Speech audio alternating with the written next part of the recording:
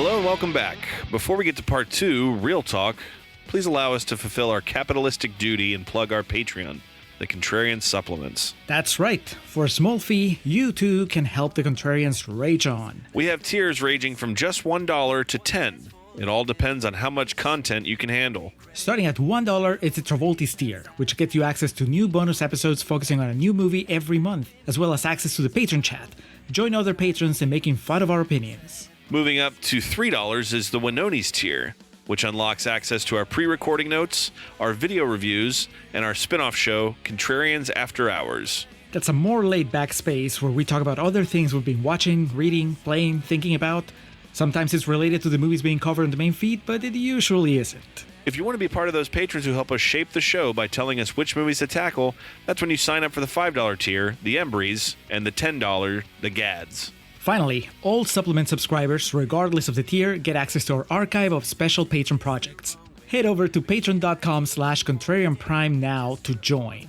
Be sure to listen through the end of the episode to find out what's coming up to the Contrarian Supplements this month. Now, it's time for some Real Talk.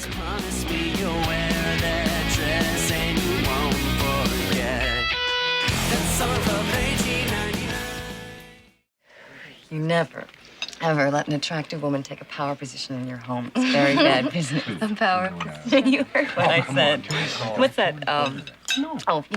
What's that saying? The hand with the baby that, Hey, Marl? You know, that, How much did you get for the Fletcher house last week? 3 and change. All I'm saying is you have to watch your back. I'm serious. There's too much pressure. These days, a woman can feel like a failure if she doesn't bring in 50 grand a year and still make time for blowjobs and homemade lasagna. Marlene's not much of a cook. Marlene, I think I'm gonna bum one of these. You're such a bad influence. He only smokes around you now. One isn't gonna kill me. Oh, wait, I got it. The hand that rocks the cradle is the hand that rules the world. All right, Julio. Movies were a little bit different in 1992. Understatement, yes. I did make reference, though, to this being a bit of a box office smash relative to its budget, off of a $12 million budget, raking in a box office return of $140 million. The one thing I forgot was that this is a January release. You know, some of those sleeper hits come along every once in a while. So with the, like, that's the lead in, though, right? With this movie, this was Buena Vista, I believe, that released this. And you watch this and you're like, what do we do with this movie? Dump it in January, please. Exactly. But then, you know, it comes back and it's like, well, hold on.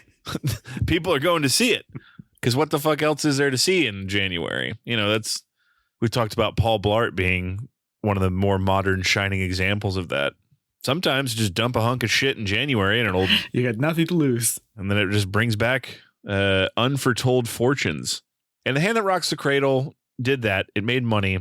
It was a movie I remember being on TV a lot when I was a kid. And it was obviously called out in Contrarian's Corner that I'm pretty sure the only time I've seen this is on TV, because some of the more graphic details or shots of some of the, you know, less than stellar scenes I had no knowledge of. There are a lot less boobs in the version that you watched. Well, see, when I was so like young, I just assumed that like the artistic choice was that it was kind of blurry, because it's not like they cut the tits out completely. It was just like that. There was just a little like fuzz around that. And I was like, oh, okay. But yeah, a box office hit for what it was. And as I called out also in Contrarian's Corner, a big success on the home video market, the 7th most rented film of 1992. It was so popular, in fact, that in 1993, Julio, it was remade into a Bollywood film. Call Naika, and I don't know how easy this is to track down, but I would say coming soon to Contrarians After Hours, but immediately upon looking this up, it's a 3-hour investment, and I don't know if I'm into that. Can't wait for the Julianne Moore musical number. Yes, exactly. But a movie that in many ways could only have been made in the 90s. We'll get to the reason for the season, as I've been saying this whole journey, in just a moment. But as it stands currently today, Julio, 67% on Rotten Tomato? Yes, 67. There's a fresh red tomato ripe for the picking. I imagine this movie, it doesn't surprise me, I should say, that it's close, it's teetering on the gray area, because I could easily see this being a movie that every other person you asked would have a different response. See, Alex, it surprises me that it's this high. Honestly. In the same decade where The Crush bombs with critics, somehow this gets a passing score with the critics. It doesn't feel consistent. And I think that part of this real talk discussion is going to be exploring the difference. Like, at what point does this type of movie becomes okay for the critics to give a thumbs up to? Because it's not necessarily the talent on screen. I think that both movies, just to take, because we talked about The Crush on Patreon, so it's fresh in my mind and it's very appropriate. But like, the caliber of the cast is kind of along the same lines. I don't know. Maybe I'm overselling the cast of The Crush. I'm just thinking of Sylvester and Carrie Elves as, the people that lead that movie. And no, because what's his name? The dad, Red from that 70s show. Is in Red it too. Foreman? Yeah, Red Kurtwood Foreman. Smith. So I don't know. We'll talk about this. I honestly, 67%, when I first started watching the movie, I was like, all right. But when I was done with the movie, I was like, what? Scratching my head. Not sure how we got there. So we'll see. I'll tell you this. There are rotten quotes that will tell you how we got to not a higher score, at least. And we're going to start with Leah Rosen from People Magazine, who says, "The hand that rocks the cradle, though it positions itself as chilling suspense, is not even mildly scary. It's just offensive." What's offensive about this, Alex? The elephant in the room would be the... Where do I start? Okay, but first and foremost, Ernie Hudson, right? Like Yes. That's something that today we would handle in a much more delicate manner. I think that character. Yes, and also we live in a post-Tropic Thunder world where our immediate assumption is that this is a bad idea. I was wondering if we were going to go there or not. And to be fair, Ernie Hudson is not... Look, he's not... His portrayal and his attempt at this character is not overtly offensive, It's just kind of like the idea of it, of like, from a screenwriting perspective of like, okay, well, why did this have to happen to begin with? Which, just to make sure my thoughts are completely fleshed out here, yes, that's a real thing, and that's fine. And like what I'm referring to as a real thing is the opportunity given to people in that situation, and that's great and whatnot. It's just like, for the purposes of this movie specifically, this is not a movie that comes with a great deal of dignity. Exactly. And so it's yes, it's not like we're attempting to celebrate people in that situation, and so it literally, you watch the movie and it's like, okay, the only reason his character is this way is so people don't believe him when he's right. Yep. Like, because he's troubled or what have you. Yeah. The movie basically diminishes. It just reduces a mental handicap, somebody that's mentally challenged, to a plot point. And that is a problem. And so when I bring up the Tropic Thunder thing, I'm not saying that in this situation, Robert Downey Jr. is lecturing Ernie Hudson on the performance he has here, because Ernie's trying, man. And, look, also, Julio, I don't know if you meant to go off on this far of a tangent, but it really, like, what we were talking about. He's a Ghostbuster. Maybe in his mind, he thought this was going to be a bridge to something more. Maybe when he read the script, he thought it sounded like more of like a legitimate movie than it turned out to be. And so his effort here is not what's to blame. I agree. I don't know that I believe that anybody could read the script and think that this was going to be anything but what I'm it turned giving out Ernie to be. Hudson the benefit of the doubt here, all right? He read the first draft when they offered him the role of the husband. And so he only read those pages. You had Lloyd Braun was going to play Solomon initially. Well, no, I'm not supposed to handle the baby. That's okay. I trust you, Solomon. Let's move on to the next one. The next quote is from Film 4.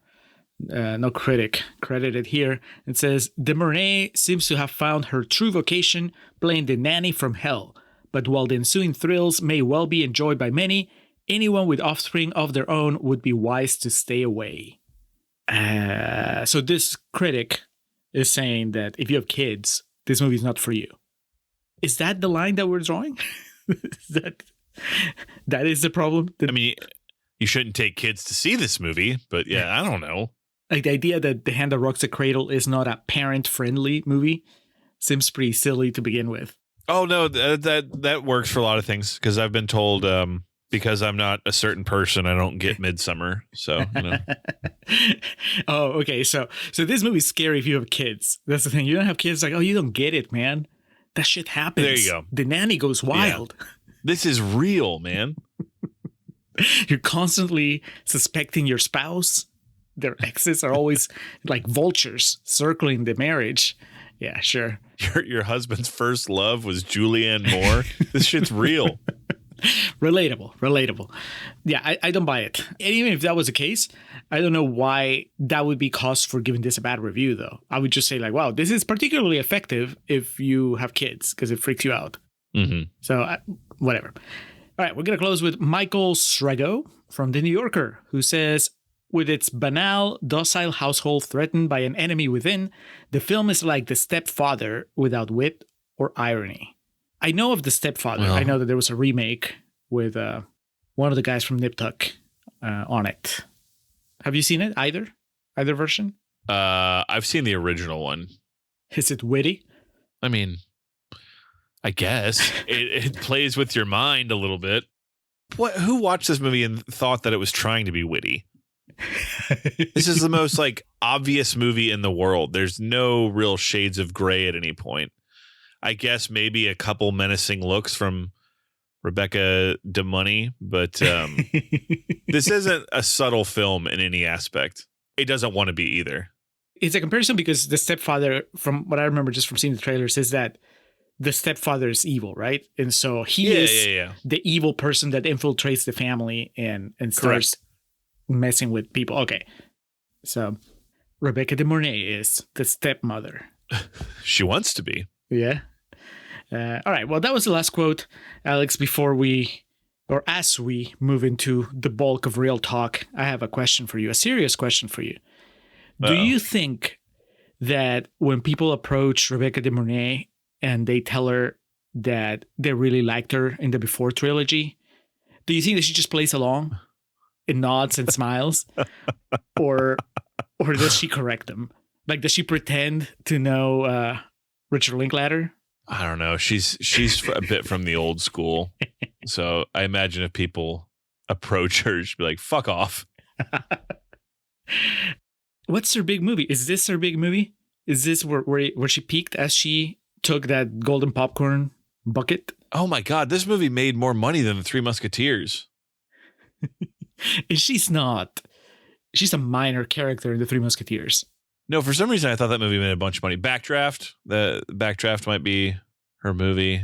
I take it back. She's not playing a minor character in Three Musketeers. Julie Delpy, funnily enough, plays the minor character I was thinking of. Tremendous. It would almost have to be.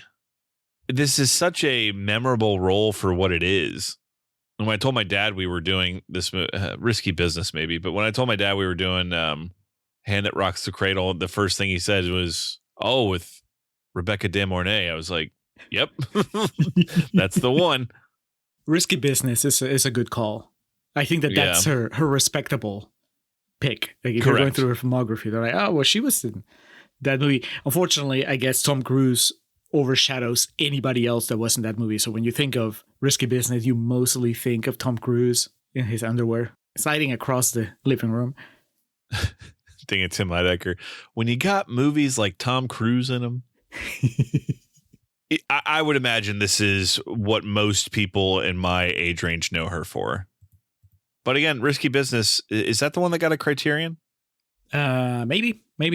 I know it's a lot more well regarded than I expected. I know Cocktail didn't get a Criterion. No. But I always thought that it was notorious because it was early Cruise, and then it turns out that it's also notorious because a lot of people think it's a great movie. Which, I mean, I've seen it, and I didn't really. I was not blown away, I guess. Were you blown away by this? I'll remember Rebecca De Mornay from this movie more than I remember her from Risky Business. Clearly, because I couldn't think of that until you brought it up. So I guess as a conversation point, right? As an icebreaker, this movie works better, I guess. We've done movies on the show that I would just not think about once we're done. Like, that's it. Mhm. We did the recording and then they can be purged from my mind. And this one is not going to be that easy because there is some wild swings taken by the screenwriter and the director and the cast. So for better or for worse, it's memorable. It's still as eclectic as the MTV Movie Award seem to be with their nominations. It almost feels out of place there as well. Like, it would be out of place at the Oscars. And then as I look at the MTV Movie Award nominations, I'm like, this doesn't match anything. And I know that that's the joke, right? Like, that's what we've been highlighting over the summer, how every nominee is in its own little world. But this one also, I don't know, I watched it and I'm like, this took the world by storm. But I guess it did, right? That's the whole trick of releasing in January. There was nothing else to do but go see Rebecca De Mornay destroy the lives of this really dumb couple. And yeah, he wasn't even Lloyd Braun yet, so you couldn't even make that joke. Right. You were like, who is that guy? Was she the biggest name? Has she done Risky Business by then? Yeah. Risky Business is early 80s? Early 80s. Okay. Mid to early. Yeah, she would have had to have been, with the possible exception of Ernie Hudson. Because Tony's Gumar here, Annabella Sciorra. Yeah, she hadn't been on The Sopranos yet. I adore children.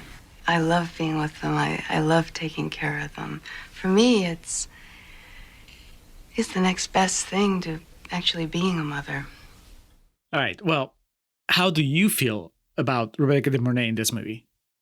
I think she's great. The problem is a lot of the things I forgot about this movie, and by that I predominantly mean, outside of Ernie Hudson's character, the origin story in which she's molested by this doctor, and it's so gross when he goes to examine her and he takes his gloves off before he does it. Like, the way it's shot, it's so fucking just slimy and sleazy. And then I forgot also that she loses her baby. The way I remembered it from watching it when I was younger was that she had this obsession with wanting a kid. She couldn't have one. I forgot that she did have one, and that it was, and who knows? I don't remember what the fucking made for TV version of it looks like. So maybe I wasn't wrong for interpreting it the way I did. It was just so chopped up. I didn't know. But frankly, my dear, congratulations. It's a boy. Yes. Yeah. Wasn't there a war in that movie? All right. You've been warned about this. So it certainly added a conflicting layer to it from what I remember, this being like this tawdry, just kind of rainy day matinee movie, to like, oh man, some of this stuff comes across in bad taste now and doesn't even fall into the category of, well, things used to be different. It's it's all very what's the manipulative. That's like the idea of, oh, this is how we'll hook them. Yeah. And then the audiences won't know, at first whose side to be on in this situation, which is like, no, there's sides to be on, clearly. And I think that's what the movie wants to express, is like, oh, she reacted to this situation this way. And, maybe she wants to turn over a new leaf, but then, oh, we're watching her go crazy. And then who's to know what's right in this situation until she finally snaps all the way. And I guess the way the movie portrays it is the final, like, snapping point would be killing Julianne Moore. But for me, and we talked about this in Contrarian's Corner, I forgot, it's like in the first 20 minutes of the movie that she just breastfeeds the other woman's kid. It's like, right. All right. We've lost it here. We're off the rails. That's a charitable read, right? That the reason that we have this really disturbing, out of place beginning to what is a very dumb thriller is that they're trying to make us care for her, to find her sympathetic in a way, right? She's doing all this fucked up stuff, but look, right? Her life was turned upside down. She probably doesn't believe that her husband was a pervert, and she lost her kid. because the non-charitable way of reading it is tied into what we're saying about the Ernie Hudson character, which is like, oh, you just took these really hot buttons and you just put them there as plot points. What you're saying, we're going to hook them this way. Yeah. Because everybody's going to be talking about that scene with the doctor and Annabella Sciorra, and everybody's going to talk about how wild it is that this woman loses her kid just like a couple scenes later and so on. But not because you care, right? Not because there's anything other than you're going to get the audience pumped up. So that's probably worse. Or is it worse that they thought that doing this would make the Rebecca De Mornay character somewhat sympathetic, and as we're watching the movie, we're torn and we're like, well, maybe Madeline Zima would be better off living with her. That never, my experience watching the movie never approached that. Like, I never saw her as anything but a villain and a threat. I had no sympathy for her situation. Did you? Like, when you see her carrying the baby and acting like she wants to be a mom, did your heart go out to her? No. Yeah. It's like, holy shit. This happens way earlier in the movie than I remembered it.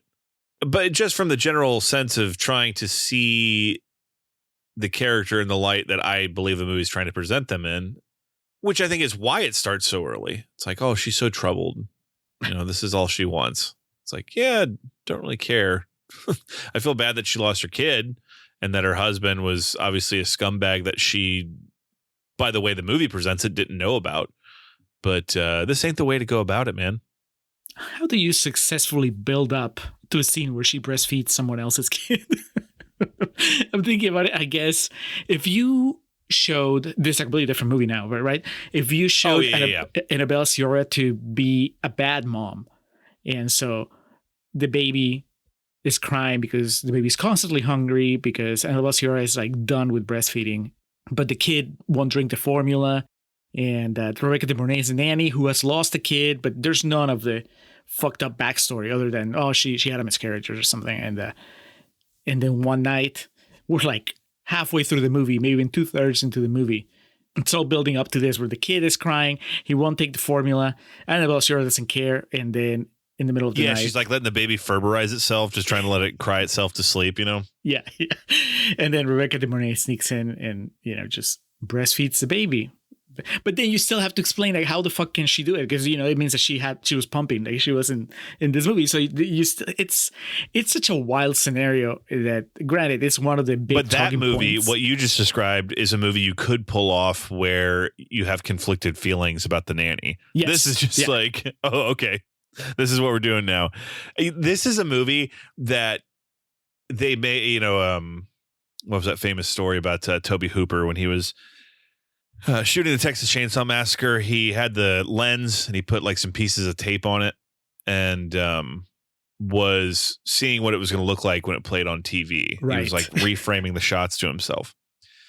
And people were like, you think this movie is going to be on television? Trust me, I'm getting to the point here. Curtis Hanson working on his PG cut. That's what you say.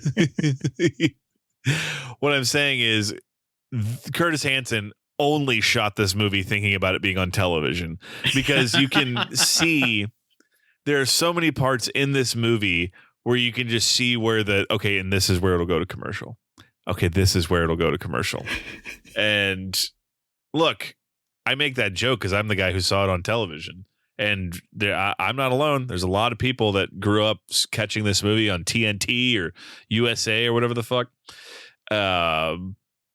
But the movie you just described fascinates me profoundly more than this one, because it's like, oh man, you could make these real characters that have, like Sciorra could have like postpartum depression, and then this nanny comes along, but she's also kind of got a screw loose, and but this movie doesn't want to be that. What it wants to be and is the love triangle, Alex, would work so much better, because then the husband is torn, right? Because his wife is withdrawing from everything, and then he sees how maternal the nanny is with the kids, like truly loving, not sinister, but she really cares. And so now it's like, man, I find myself attracted to this woman that has become what my wife used to be. I mean, there's a much more layered story that you can tell. That's the one that Siskel sits all the way through, right? Siskel just goes, well, hold on. No, but the problem, you want to know what the biggest problem with this movie we're laying out is? Nobody's gonna go see it. Well, that, but also the Julianne Moore character doesn't exist in this movie. You would have to. No, she would play the mom. Okay, Well- no, but no, the character, right? You're saying that the character doesn't exist. Well, no, she would be there, but her role would be once we've established this dynamic, that this sort of love triangle. She's the outsider that catches something, either No, catches yeah, the, she could still exist as like the ex-girlfriend that in his moments of weakness because of his wife's situation he's reached out to, and then Rebecca De Mornay gets jealous of the attention he's given her and then kills her anyway. So you could figure it out still. Oh, you still want Rebecca De Mornay to be a killer in this movie?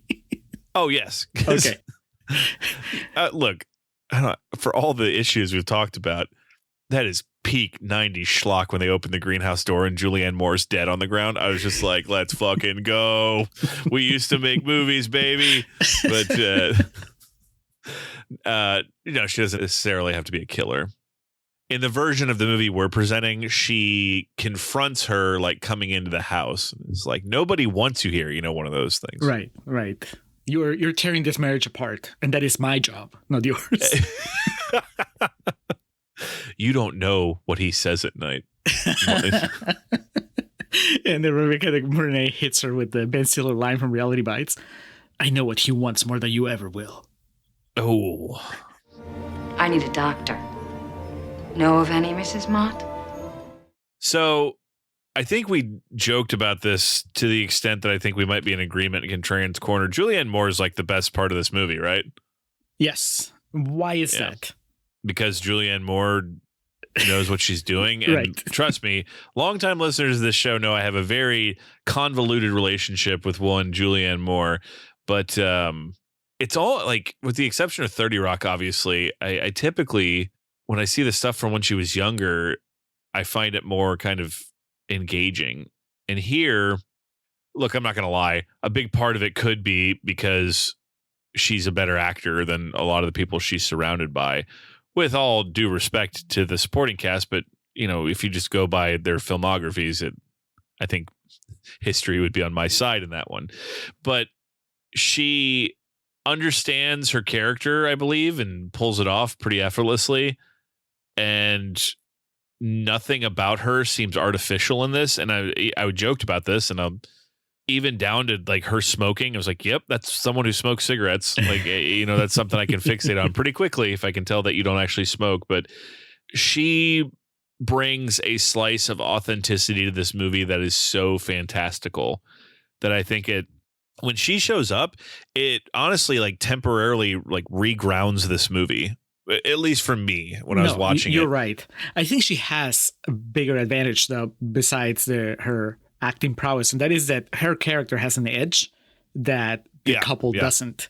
And so I think that's really my biggest frustration with this movie, aside from the really fucked up beginning. And, I think that's just I want to call it an unfortunate choice, because that makes that would seem to absolve the filmmakers from the responsibility. And no, they definitely, I think that they somewhat knew what they were doing when they opened with, the doctor molesting a patient and so on. But I think that the bigger problem, even if you remove that, the bigger problem with the movie is that Annabella Sciorra and the guy from Seinfeld are so bland that, like, this is not a movie about a really cunning villain playing a game of chess against a protagonist that matches them move by move, right? Like, that movie would be if Rebecca De Mornay was trying to break up Julianne Moore's marriage with the character that Julianne Moore plays here, right? You'd be like, oh, she wouldn't put up with that shit, with half the shit that Annabella Sciorra puts up with here.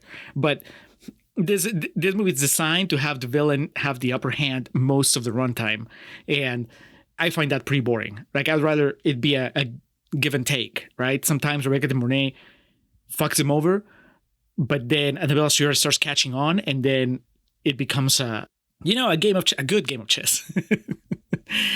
The character that Julianne Moore plays, she catches on, and even when she doesn't know that there's something wrong, you believe that she can figure it out at any minute, right? She even says, her first scene, second scene, when she talks to Annabella Sciorra and tells her the titular line, and she's basically telling her, be careful who you let in your home, because that woman can just take control of your household.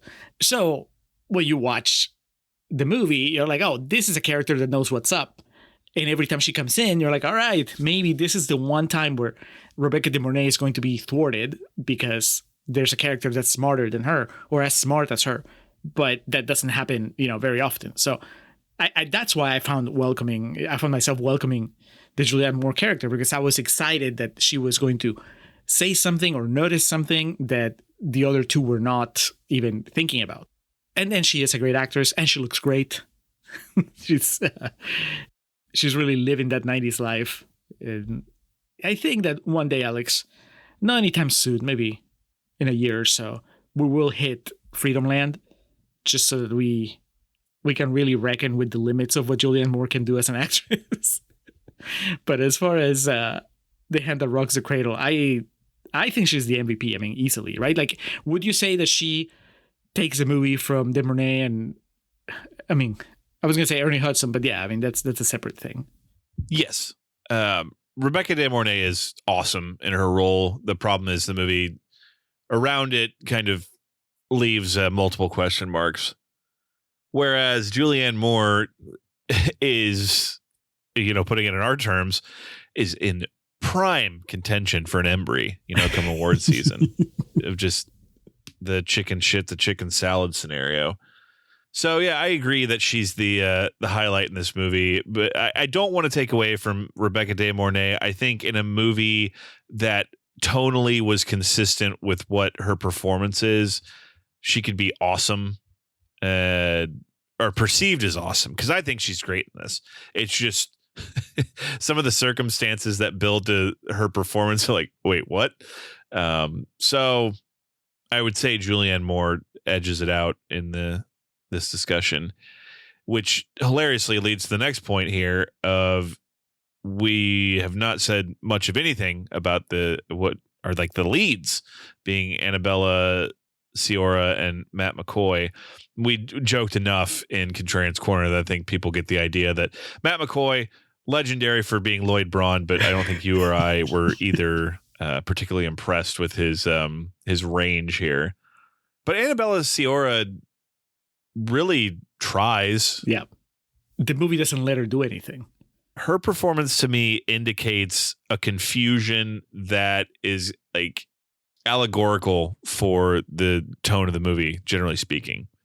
Because in some scenes she's like, should I be this way? And others like this. And who knows like what the process, what went into the making of. But to think, I believe the Claire performance in this and the Claire character in general is representative of the insanity as far as how all over the map this movie is. Well, she's really good in the opening. That's the saddest part, right? Because she's a good actress. Yeah. So she can handle just how fucked up the situation is. You totally buy her reaction when she just rushes out of the clinic and she takes the inhaler and all that stuff. I mean, that's pretty powerful. And then she's just adrift for the rest of the movie because God forbid she catches on what's happening before the 70-minute mark. It's kind of a losing proposition for her, and even worse, I think, for Matt McCoy, because she gets to at least portray suffering. I know we joked about this in Contrarian's Corner. Like, Matt McCoy doesn't seem too bothered by anything that happens in this movie. I think even when he breaks his leg, he's like, oh, hurts a little. Call the cops. Yeah, is that I can't move. Both my legs are broken. I think Curtis Hanson knew it too, because he doesn't even get. They don't come back to him at the end of the movie. The movie exits. We exit the movie with Annabella Sciorra, Ernie Hudson, Madeline Zima, and the baby. Rebecca De Mornay is dead, and Matt McCoy is somewhere in the house. Nobody cares. I heard they found a family in your freezer. Serenity now, insanity later. That's a problem, but that is, like I said, there's like performance, and honestly, not having seen Matt McCoy in anything else other than Seinfeld and in this, I could be wrong. I don't know that I can say, oh, well, this character would have been better if you had a better actor. I think that it's just that the specific genre requires these characters to just be dumb. I mean, putting it plainly, it's like they have to be dumb because otherwise the movie doesn't work, at least on this level. I think that you can make a smarter movie where all the characters are smarter, but then you have to come up with a smarter screenplay. And I think that that's where a lot of people are like, no, how about we just make them dumb? It's a January release. Nobody cares. But how do you feel, Alex? Because you watch these movies more than I do, I think. Because, going back to the fact that you just watch more horror than I do. And so, like we said it when we talked about The Crush. We said it, I think, in Turner's Corner too for this. This is a genre. And specifically in the 90s, I think, they were making a lot of these where you have like the evil character torpedoing a character or characters' lives and just destroying them. And in order to do that, that's the structure. They infiltrate the life of this person and then they wreak havoc. And then at the end, that person gets to fight back or to do something, and Fatal Attraction comes up every time that we talk about one of these movies. Like the critics keep bringing it up because I guess that's a pretty good or pretty notorious example of how you pull it off, right? I think that the difference, and I don't really care for Fatal Attraction that much, but the difference is that the Michael Douglas character in that movie is not a Boy Scout, and you can read the movie as like, well, he had it coming because he stepped out on his wife, hooked up with this woman, and now it just, comes back to haunt him. So it's a little more, it's spicier. It's a little more interesting than just watching two people that are not guilty of anything finding themselves in this situation.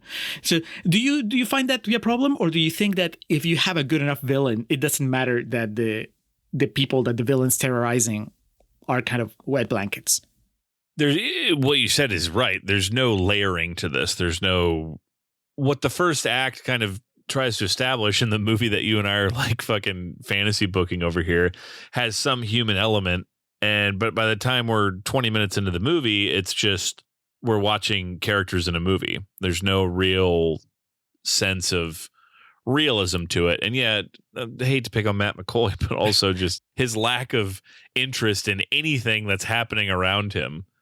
It doesn't really help set up doesn't make me engaged, I guess is what I should say. It's dumb smile. Maybe that's why Julianne Moore is the best character in this, because she's the only like human touch in it.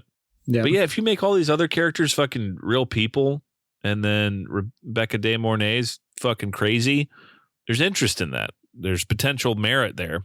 I hate using the made for lifetime expression as often as I do, because specifically my buddy Chris Lemche has been in a made for lifetime movie, and that fucking rules. So I don't want to make it sound like it's a bad thing. There's a place for movies like that. But also, when I use that expression, it's mostly meant to say that we're just bringing characters down to the most base level possible, and they exist to just be this color. They exist to just have this aspect. And like Ciora in this, by the end, she just exists to have asthma. Like that's her main character trait. I don't know, man. I had like a warm spot for this movie from growing up and seeing it on TV and whatnot. And I was really excited about doing this when I saw the opportunity to add it to the list here. And I'll get to in just a minute why it's here. But watching it again, I was like, man, there's like it was kind of sobering, I guess is the expression I'll use. There's just such little effort put into it. And it's funny it made as much money as it did, because what we've talked about since the genesis of this is, are there movies that were good in the 90s? Yes. But the point is, like, a good movie is a good movie and a bad movie is a bad movie no matter when it was made. And this is not saved by any nostalgia. This is not Empire Records. None of the nostalgia of the time period saves it for me. Does that make sense? Yes. But also, I mean, just to compare it to Empire Records, right? Empire Records doesn't have anything that is problematic in the way that this movie's opening is. So I think that makes it easier for a movie to, you may not be an exceptional movie. You may even flirt with being a bad movie. But if you don't have gynecologist molesting a patient in the opening 10 minutes of your movie, I think it's a little easier to fly under the radar and still kind of get the benefit of nostalgia to prop you up. Like The Hand That Rocks a Cradle, I would be curious to talk to people that have your similar experience, right? That they grew up with it. And so you watch it in the 90s in the perfect window where that opening either doesn't rock you the way that it does now, or you watch the version that's edited to where that opening is not that graphic or so shocking, and then you revisit it today, and does it work for anyone? Like, who watches The Hand That Rocks the Cradle today and they're like, no, that movie's good. I mean, these critic reviews on Rotten Tomatoes, I mean, they're from like that time for the most part. I saw a few that were reviews from today that were actually praising the Rebecca De Mornay character as a layered, sympathetic character. And I was like, what? All right. That's why Trump won. Yeah. Okay, Julio. So my question now is, which of these do you think merits more of a cult following or a fan base in 2025? The Hand That Rocks the Cradle or The Crush? I knew this is where we're going to end up sooner or later, because how could we not? Just shadow boxing in front of your mirror waiting for this question? Not even, because I don't know yet. I've been, the back of my head, I've had some RAM working on this, trying to figure it out. The Crush was a lot more fun to watch, so I can say that, because from the beginning, I think so. There's a very reprehensible aspect to The Crush, but I think maybe because nobody's trying to tell me that The Crush is a good movie, that helps. You know what I mean? Yeah, this is not a movie. When we did our Crush episode, I said I'm fine with this movie being regarded as a cult classic, because that typically what that means is its audience is aware that it's not great. You know what I mean? Yeah. It's smut, or, cult classic to me is obviously any of my fucking Friday the 13th or, well, I can't say that because those movies made money. So what's a cult classic to me, Julio? Green Inferno, something like that. Piece of shit that came out, but I think part of it's funny. And so, yes, this made a lot of money, and that does not surprise me that you would tell me that modern reviews are like, ooh, the Rebecca De Mornay is just misunderstood. So I'm with you, but I was just curious if you were going to be like, I reject your question. No. I think it's very valid because they're in the same genre. And for those listeners who haven't watched The Crush, and obviously if you're not a patron, you didn't listen to that episode, the key element in The Crush is that Alicia Silverstone, she's basically the Rebecca De Mornay character for all intents and purposes, in the sense that she's a woman that has an obsession and sets about to destroy the life of Carrie Elves, who's the protagonist. The catch is that she is 14 in the movie, and there's a lot of sexual content, and the movie doesn't treat it with any degree of seriousness. It's just much like with the doctor molesting the patient in The Hand That Rocked the Cradle and the Ernie Hudson character. The fact that Alicia Silverstone is 14 in The Crush is just, it's kind of like a plot point, and the worst read is that it's just used to titillate the audience, right? And there is no thought about the fact that, oh, you're saying that a 14-year-old is responsible. She's the villain in this scenario where Carrie Elves has kind of come really close. They didn't come really close. He actually makes a move on her early in the movie. So, yeah. So there's problems there, but the movie is so ridiculous that it kind of goes down a little easier, and you can just laugh about it. I don't know that I can laugh about The Hand That Rocks the Cradle as I watch it. I think I can laugh about it after, as when we talk about it and we reminisce about, we can cherry pick the funny stuff. The punch that Annabelle Sciorra executes in the climax of this movie is amazing. Correct. I wish that it was part of a movie that's more fun overall. That, where, because when it happened, I laughed, and then I instantly had that tinge of regret of like, oh, it could have been like this the entire time. But instead, I just had that feeling at towards the end. I'll just get my baby and we'll be on our way. I meant, I'll just go get my things. And I think, correct me if I'm wrong, Alex, but I think even the people making the movie, maybe not Curtis Hanson, because I would like to think that Curtis Hanson is smarter than this, but I think the people making the movie, they thought that they were making, not that this was a term in the 90s, but do you think they thought they were making an elevated thriller? I don't know. I don't know, man. The 90s are so weird that and especially early 90s. The coke of the 80s hadn't quite worn off yet. So there was still, you could just throw these insane ideas at the wall. And just like this, they would say, well, fuck it. If we watch the movie and it turns out bad, we'll just shove it into January. Yeah, this is, and I asked you the question because it explains a lot. If you think that this movie is more than just your average thriller, then it explains why it makes some of the mistakes it did, especially at the beginning. Because you're like, no, I'm taking this seriously. This is not this is not schlock. This is something with a purpose. We're actually drawing on like serious stuff. But again, like I said, even if that was the case, I think just based on his track record, I think Curtis Hanson is a pretty clever filmmaker. So I find it hard to believe that he would have thought that. I think that it's like you were saying, he was shooting, with the commercials in mind and just kind of already, this is what he was doing while he was writing the screenplay for, I don't know, it wouldn't be 8 Mile. Maybe he already had the rights to LA Confidential at that point. And he was just, because it was like, 5 years later for LA Confidential? I think it's 97 or 98. So, he was already working on one of his masterpieces. And this was just how he paid the bills. And paid the bills he did. Not only monetarily was this film a success, but at the 1992 MTV Movie Awards, hosted by Dennis Miller, because, man, could you be any more 1992 than fucking the host of Weekend Update coming out there and being very sardonic about everything at hand, I have to imagine. Look, it's 1992, Julio, so what movie won? You're right, Terminator 2, best movie. But for The Hand That Rocks the Cradle, we had 2 nominations. Best Female Performance for Rebecca De Mornay. She was nominated alongside Julia Roberts for Dying Young, Mary Elizabeth Mastrantonio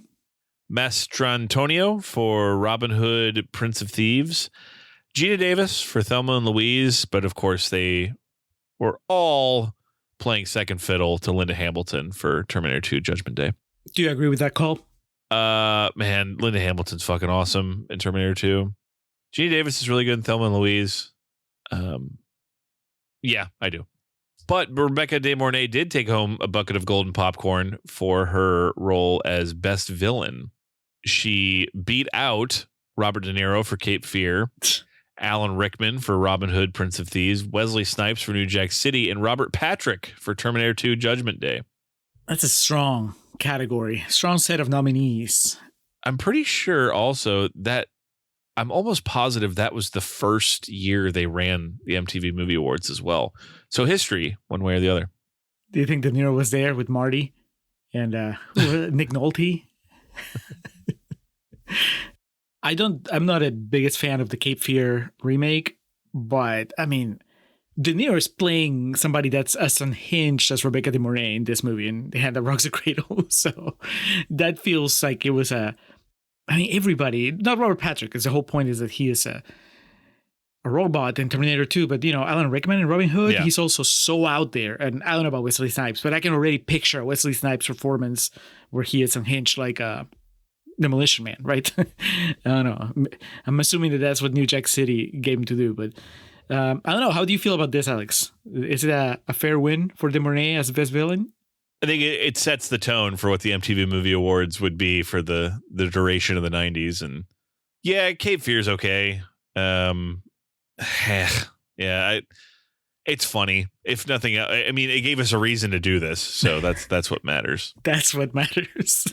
Also, so that January release, so you think that's why it's a 92 movie in a 1992 award show? Yeah, it's very strange. I was trying to figure that out also because it's movies from 91 and 92 because this was in June of 92. So I guess it was whatever came out up until that point.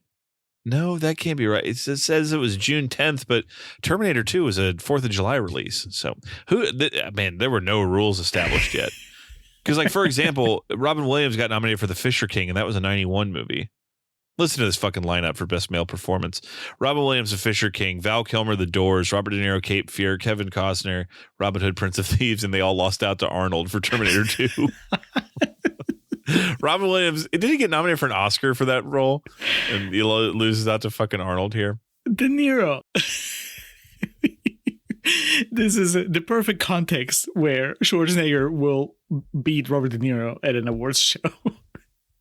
Okay, here I will contest. Most desirable female went to Linda Hamilton for Terminator 2.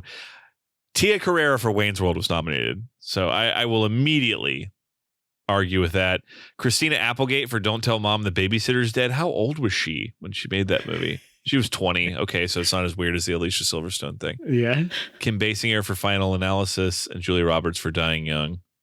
Yeah, I don't know. All props to Terminator 2.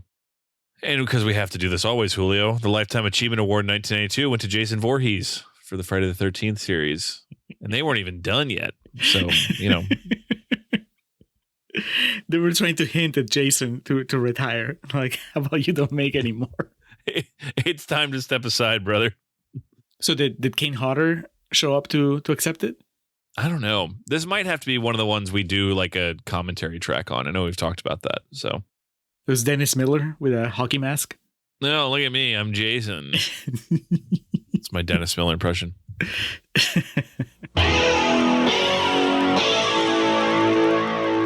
Welcome back to The Week in Rock. Look out, Oscar. MTV held its first annual Movie Awards Wednesday night, and it proved to be a memorable showcase for star power, sass.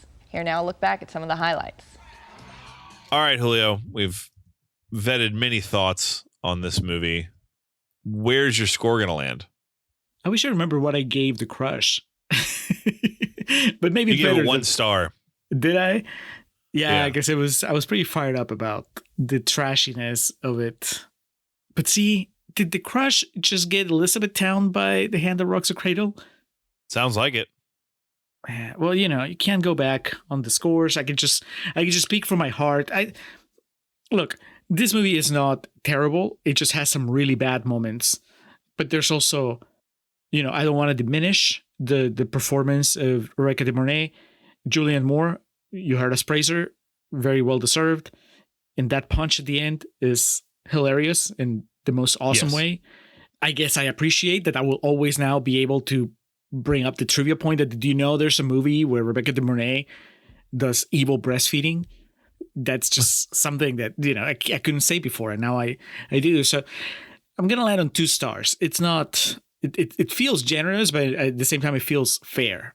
How about you, Alex? Are you letting nostalgia influence your score? I thought originally, and I do enjoy this to a certain extent of like 90s nostalgia, but there were certain parts of it that I was like, oof. So maybe like a C-. I think Julianne Moore is a front runner for the Embry. And the ridiculousness towards the end, the chase and the kid outsmarting the bad guy and whatnot. I was like, all right, why not? So it's the 90s. C-. Yeah, C- is fine for me. That's going to translate to probably 2.5 stars. So we're not too far apart, you and I. Yeah. Well, I'll ask you, Alex, because I don't think that you gave me an answer. Which one, it's not which one's better, but which one do you recommend? If somebody, you're talking about movies and the conversation kind of starts circling this area of 90s thrillers, are you more likely to recommend The Crush or The Hand That Rocks the Cradle? Ooh. You're like, are those my only 2 options? It depends on who I'm like recommending it to. If I meet like a stranger and I recommend The Crush, they're gonna be like, what the fuck's wrong with this guy? But you know, this has a more satisfying conclusion in the sense that the climax isn't a 14-year-old girl getting punched in the face. So I think this one might be, look, either of these movies, if I'm recommending this to someone in 2025, I have to be like, yeah, you have to understand it was the early 90s and there was things that they didn't really think about. And they were just like, yeah, the party's never going to end. Let's do this. But I'd be more likely to recommend this one because also I maintain, for someone who has had as many negative things to say about Julianne Moore as myself, I would hope anyone that sees this movie would be like, oh, yeah, she was good. So I can at least sell it on that.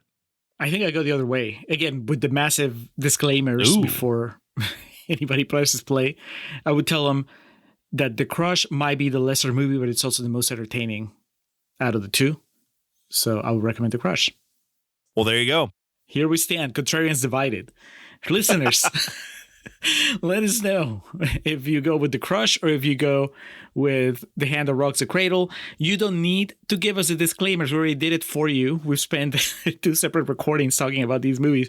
So you're in a safe space. We just want to talk about like, well, they're comparable. So which one do you recommend? But that's it. We are done rocking the cradle. It's time to move on to the next entry in the Summer of the Bangers.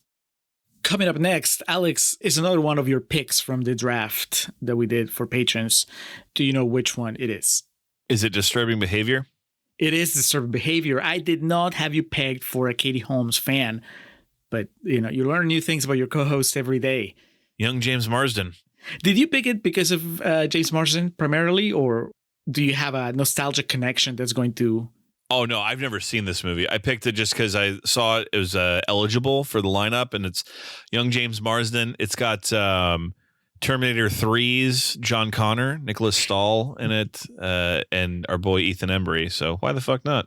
Man, Ethan Embry, it's time to come back. Come back home, brother. Braith's breakthrough performance. Katie Holmes has a lot to live up to, I have to say. Did you ever watch Dawson's Creek? Are you familiar with the Creek? No. So you just know her as Rachel number 1, Rachel A? No, I'm trying to think of what I actually know her from. I'll figure it out before we record, I promise. All right. And then on the Patreon channel, our bonus episode is on Wendy and Lucy. It's another entry from the Jordan Mann's Top 100 Movies You Must See Before You Die. And then for QVRs, Alex has the movie Ghost Dog, and I have the movie Hustle. Those are picks from Jason Nerdrovert. Those are video reviews, individual. We're going to do one each. And then no Contrarians After Hours for this episode because we will take that time to record, edit, and put out the next installment of our special project, which hopefully by now you've listened to the first installment, our Fresh Immigrants Rotten Fascist series.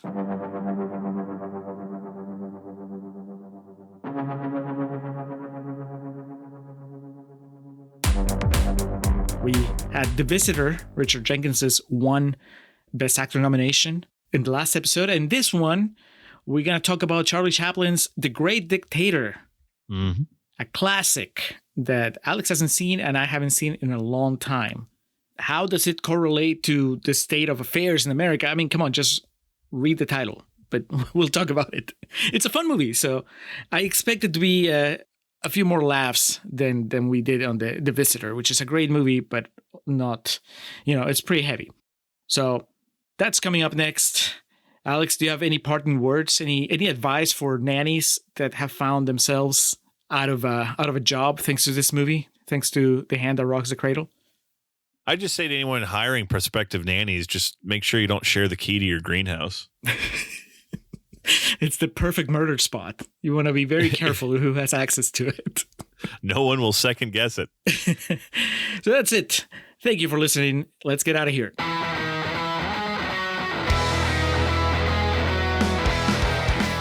Welcome to our end credits. Or as we usually call them, our perennial plugs. We start off by giving thanks to the Festive Years who provide our opening and closing tracks. They kick us off with Last Stand and take us home with Summer of 99. Be sure to head over to thefestiveyears.com for any and all Festive Years needs. Our friend and fellow podcaster Hans Rothgieser is the man behind our logo and all the art you see related to our show. Reach out to him and let him know how much you like that little tomato. His email address is mildemonios@hotmail.com and his website is mildemonios.pe. That's MILDEMONIOS. Hans, thank you for all your support. For those interested in the regularly absurd world of professional wrestling, Joe and the boys over at latenightgrin.com have you covered. Tell them the Contrarians sent you. And we like to close with special thanks to our social media team of Zoe Perez and Corey Ari. Each of the social media accounts we mentioned in the introduction look as good as they do because of their work. So that'll do it for this episode of The Contrarians, where we're right and you're wrong, and we will catch you next time. Just for old time's sake, I really don't